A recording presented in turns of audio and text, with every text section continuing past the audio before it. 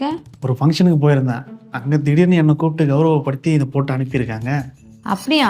என்ன ஃபங்க்ஷனு? உனக்கு எதுக்கு ஷால்வை போட்டாங்க? அது வந்து கல்யாணம் ஆன ஆம்பளைங்கெல்லாம் ரொம்ப டென்ஷனாக இருக்கும், குடும்ப பிரச்சனை அது இதுன்னு இருக்கும். அப்போ ரிலாக்ஸாக இருக்கலாம்னு ஒரு நாள் ஃபங்க்ஷன் வச்சாங்க. அந்த ஃபங்க்ஷனில் பொண்டாட்டி கையில் அடி வாங்கினவங்களாம் கை தூக்குங்க அப்படின்னு சொன்னாங்க. என்னை தவிர மீதி எல்லாருமே கையை தூக்கிட்டானுங்க. அதுக்கப்புறம் அங்கே இருந்தவங்க எல்லாருக்கும் ஒரே ஷாக்கு. என்னை கூப்பிட்டு சால்வையெல்லாம் போட்டு ரொம்ப புகழ்ந்து தள்ளிட்டாங்க. நீங்கள் ரொம்ப கொடுத்து வச்சவருங்க, இந்த மாதிரிலாம் பொண்டாட்டி யாருக்குமே அமையாது, உங்களுக்கு கிடைச்சிருக்குன்னா நீங்கள் போன ஜென்மத்தில் பண்ண புண்ணியம் தாங்க அதெல்லாம் அப்படின்னு சொல்லி புகழ்ந்து தள்ளிட்டு கௌரவிச்சு அனுப்பிட்டாங்க. அப்படியா? என்னைய பாராட்டினாங்க? அம்மா, ஆமா, நேத்து தானே உன்னை பூரி கட்டையெல்லாம் அம்மாடி அடிச்சேன். அப்படியே நீ கை தூக்கல? ஒருவேளை அவங்க முன்னாடி என் மானத்தை வாங்கக்கூடாதுன்னு கை தூக்காம இருந்துட்டியோ? அதெல்லாம் ஒன்றும் இல்லை. நேற்று நீ அடித்த அடியில் என் கையை தூக்கவே முடியல, அதனால தான் தூக்காமல் இருந்தேன்.